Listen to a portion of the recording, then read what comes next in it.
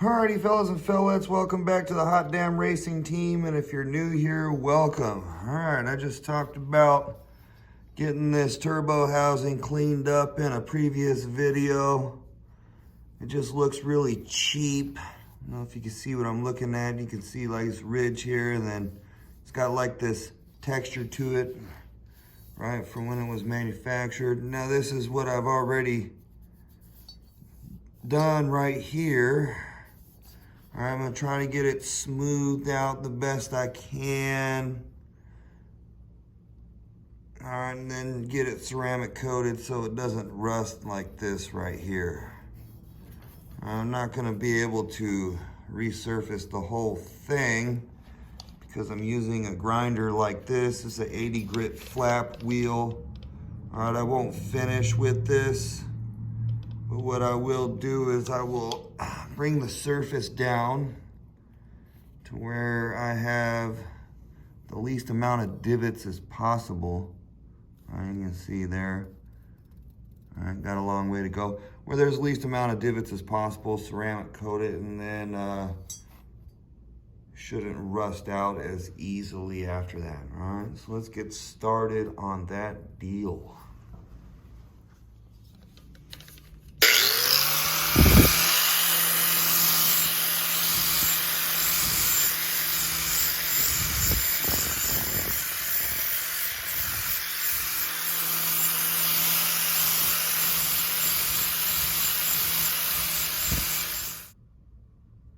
Alrighty dudes, I'm done with the grinder deal. I mean, I could go a lot more. You know, it had a lot of imperfections, a lot of pitting. Like you can see, there's still pitting and stuff right there. I don't know if I'm gonna worry about it. I don't plan on making this look all polished and shiny. I want to paint it black. But anyway, I know you're looking at this right here and going, dang, dude, you really grinder job that.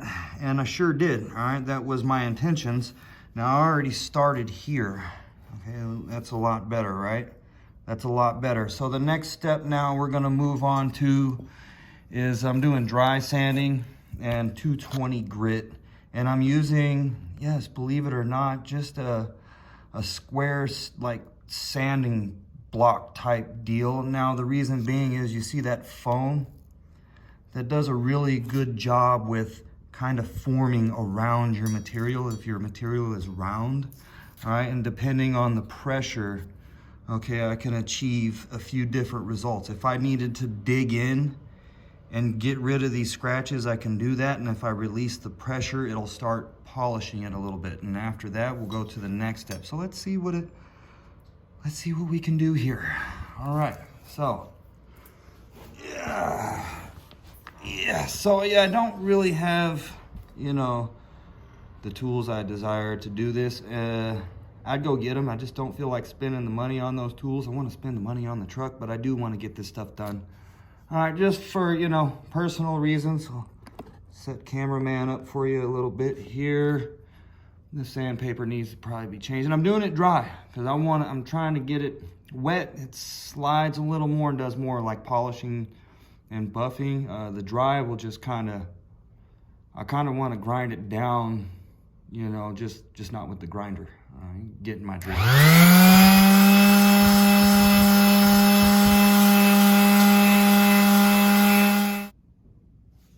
Alrighty dudes, yeah. Little bit of elbow grease, not so bad. I didn't finish, I just wanted to show you where I'm at right now. Didn't want to make this a super long video. That was all over the place here, not so much anymore. Now this will probably be pretty good for me to paint it black and put it up under the truck. You're not really gonna see it anyway.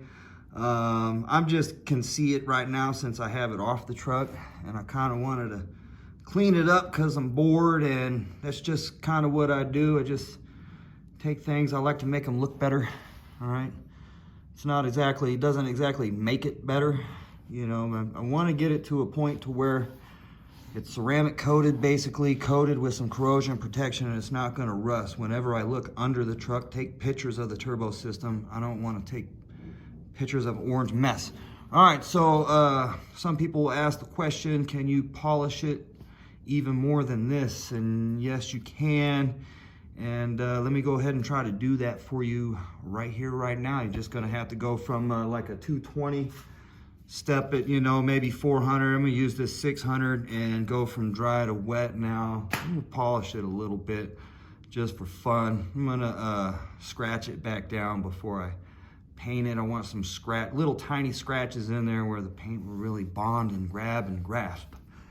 All right, and then when it's super smooth, the paint likes to just chip off and stuff like that. So, but anyway, we're playing around here, messing around. For those that want to know, you don't have to exactly have the proper machine, although you should have the proper machines to do this, a buffer polishing wheel type setup. Like I was saying, I don't want to spend too much money right now, so I'm just using what I have. All right, somebody sounds like they're trying to flex on me and they don't even know I'm here. All right, let's go on to seeing if we can maybe polish this area up a little bit more. All right, for those of you guys that want to do metal polishing at home, you can do it. All right, you're hitting it with the grinder. Yeah, it's gonna look like crap after. All right, and you're gonna hit it with, you're just gonna keep stepping it down. All right, use simple tools and make it happen, Captain. All right, if you want things to happen, you can make it happen. All right, the next step. All right, let's go into a process of trying to polish this up a little bit. I want to do this, I want the sandpaper wet. I don't want to use water. I'm going to use WD-40 water displacement formula number 40 because I don't want this deal to rust right away. Usually if you do this with water, trying this, it works with water. Water's great. It'll polish it up, but then it'll kind of leave a film and then rust, and then it just kind of sucks. All right, so not too much, just a little bit. You know, I want the sandpaper to slide over the metal.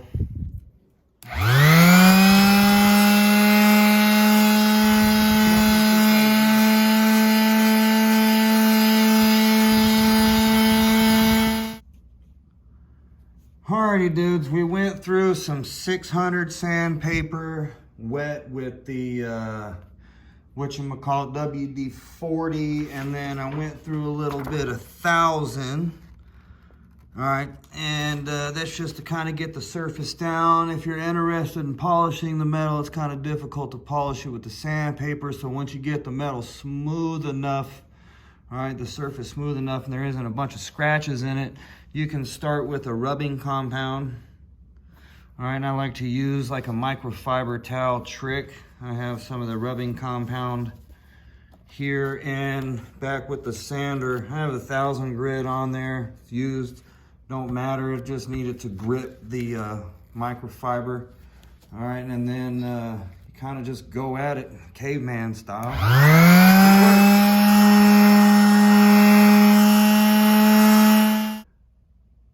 Alrighty dudes, I'm gonna stop here. I don't wanna do this whole thing like this, but yeah, it just goes to show, you know, if you're eager enough, you could probably make some things happen. This, I'm gonna re-scuff it all back up, and I just want it to be black. I'm gonna paint it black, not paint it, but you know, ceramic coated black so it can handle the heat.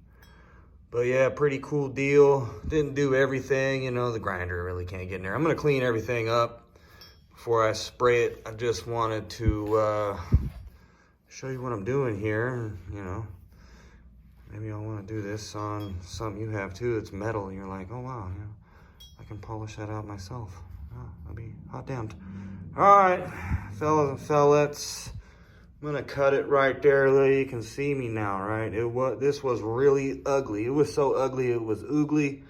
All right, not anymore. I'm getting pretty happy with it. Pretty good deal. Hot damn, hell yeah, you're all the baddest.